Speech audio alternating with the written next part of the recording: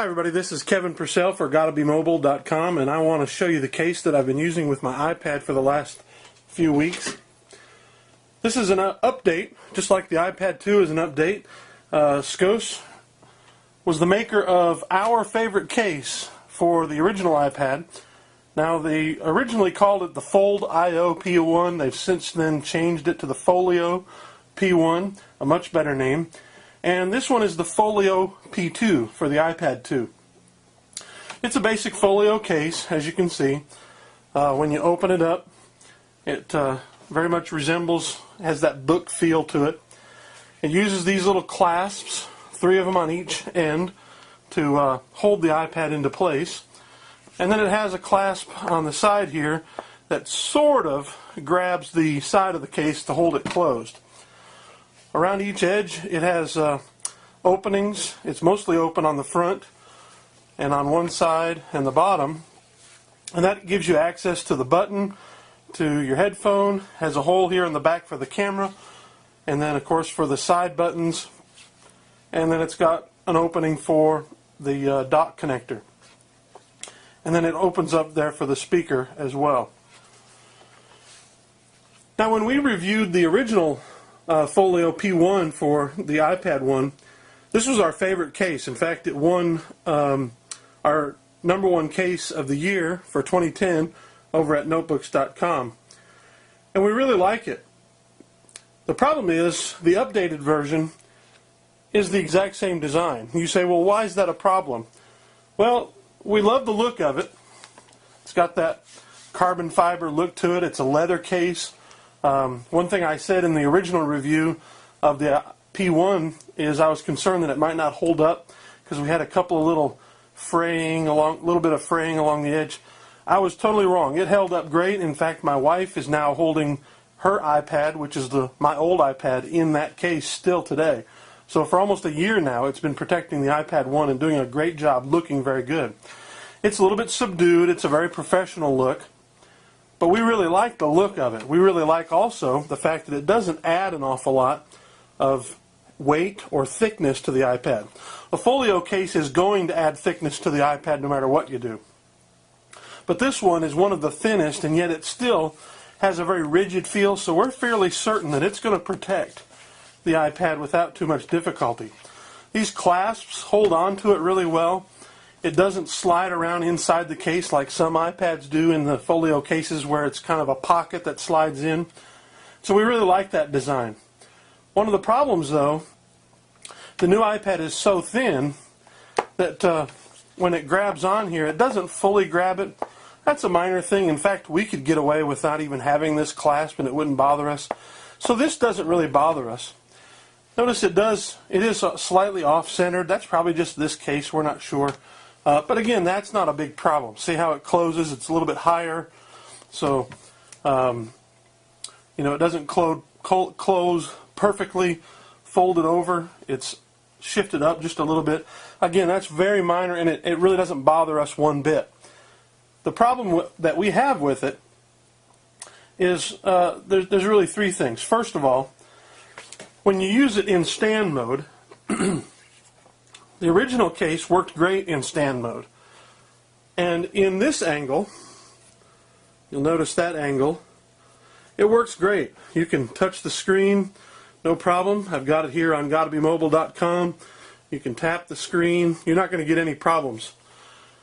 The difficulty is when you shift it down now to the next levels, it's kind of okay at this level, this angle. Down in this angle, when you touch it, it's okay. But here, when you get down to the 4th groove, it just doesn't stay up. It doesn't hold. In fact, this groove might as well not even be there. Now, when we first started using it, this groove didn't work either. And we have had problems where eventually, sometimes it does fall down, especially if you're tapping at the top like that. So you'll have to kind of be careful. If you tap at the top, it's going to fall. At this level, if you tap sort of hard like I do sometimes, it's going to fall. So you have to kind of be careful with these 2 levels in the middle. This one's pretty solid most of the time. We don't have much trouble with that one, usually at all. And so, you know, we're pretty happy with it. So notice I can kind of tap around and it's not a big issue. But at these two, it sometimes is. At this level, it doesn't work at all. There's no sense in even having it. Now, it does give you a little bit of an angle at this level for typing, which can be nice, and that's good. So that's one issue, is that the stand mode is inconsistent. Another problem that you have, the old iPad didn't have this problem because it didn't have a camera. Sure, it's got a cutout for the camera, no problem there. The issue is, when you're trying to use the camera, you know, you kind of have to do one of these in order to pull up the camera. And I don't have anything to take a picture of. There's that little cloth. And so it sort of works like this, but that's a little bit awkward, and it's hard enough to get a good picture with the iPad.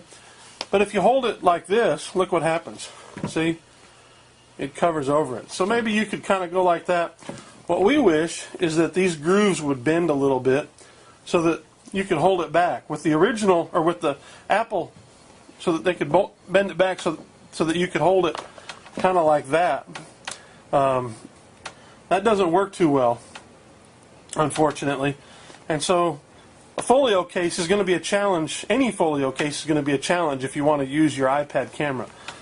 You have to kind of find a way to hold it like this, you know, with the cover. And that makes it a little bit awkward, kind of bulky. That's going to, like I said, that's going to be an issue with any folio case.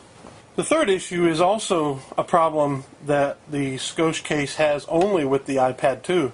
And that is, on the iPad 2, there's a magnet right here that allows the case, if it's designed properly, or if it's designed with this feature, to turn off your iPad. For example, we have the Apple Smart Cover, and notice that it turns off the screen. You've seen this demo before. Now I guess you could use use it sorta with it, but notice it doesn't fold flat. And so this just doesn't work right. In our opinion, going forward, every single iPad that covers the front screen with a flap has to have this, or it's not going to last long on our iPad. Scosche, sorry, we love a lot of your products. We love the P1, but because of this one issue alone, this case, while really nice, feels great, looks excellent, protects the iPad well, without that one feature, it's just leaving us wanting. And so until they can somehow come up with a way to add the magnet, update that. And so while we're really pleased with the Scosche Folio P1 for the iPad 1, the Scosche Folio P2 is a little bit of a disappointment unless somehow they can come out with a P3 that has the magnet in it and somehow find a way that even though the edges are curved, to get it to work in these angles. Until they can do that, we really can't recommend it. Here's one real big benefit of this. It's $5 cheaper than the original.